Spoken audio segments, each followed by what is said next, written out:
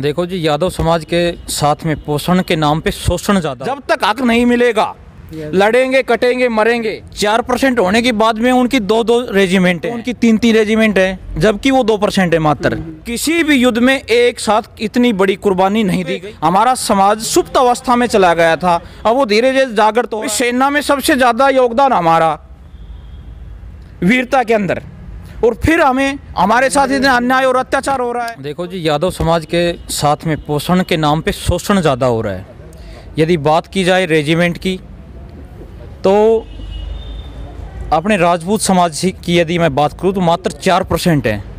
4% होने के बाद में उनकी 2-2 रेजिमेंटें हैं। बात की जाए सिख समुदाय की तो उनकी 3-3 रेजिमेंट है, जबकि वो 2% है मात्र। फिर बात की जाए यदि जाट समाज की, हमें उनसे कोई ऐतराज़ नहीं है, तो वो 1.76% है मात्र। और अहीर समाज पूरे हिंदुस्तान की यदि गणना की जाए तो लगभग 23-24 करोड़ के आसपास में बैठती है, 26 करोड़, तो 25 से 30% बैठता है। उनकी एक भी रेजिमेंट नहीं है। बात की जाए युद्धों की तो 1947 की बात हो या 1947 से पहले के इतिहास की बात की जाए तो उसमें हमारी बहुत सी बहादुरी रही है। उसमें ये बात की जाए नसीबपुर के मैदान की, जो प्रथम स्वतंत्रता संग्राम हुआ था, 5000 सैनिकों ने अपनी कुर्बानियाँ दी थी। विश्व के इतिहास में एक साथ किसी भी युद्ध में एक साथ इतनी बड़ी कुर्बानी नहीं दी गई।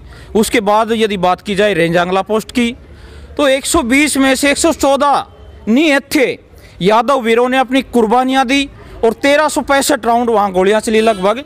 वो चीनी आंकड़ों के अनुसार बात कर रहा हूँ मैं। उन्होंने खुद ने माना कि 1362 वो शहीद हुए थे लगभग, और हमारे 124 में से 114 योद्धाओं ने अपनी कुर्बानियाँ दी थी। उनका मुकाबला देखो, एक ने 10 को मारा था। ठीक है जी। यदि बात की जाए 1967 की तो उसमें हम विजेता हुए थे। यदि बात की जाए 1971 की या कारगिल की, तो कारगिल में हमारे अहिरवाल क्षेत्र से तो कम से कम शायद 108-10 लोगों ने कुर्बानियाँ दी थी।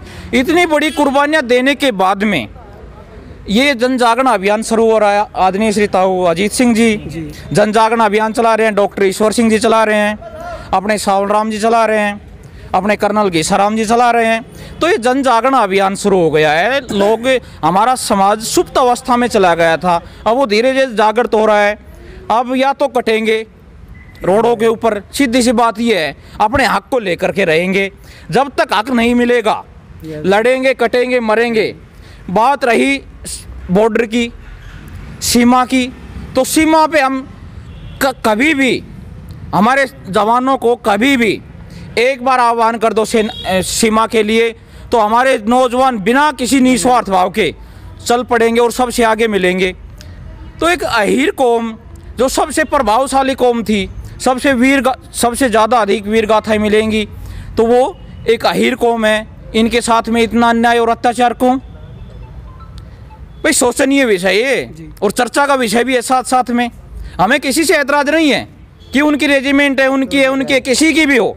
भाई या तो अहीर रेजिमेंट के नाम से ना बनाओ तो अहीरवाल के नाम से बना दो, और किसी के नाम से बना दो। भाई सेना में सबसे ज़्यादा योगदान हमारा वीरता के अंदर, और फिर हमारे साथ इतना अन्याय और अत्याचार हो रहा है। तो ये अन्याय और अत्याचार ही है, अहीर समाज अब सहन नहीं करने वाला।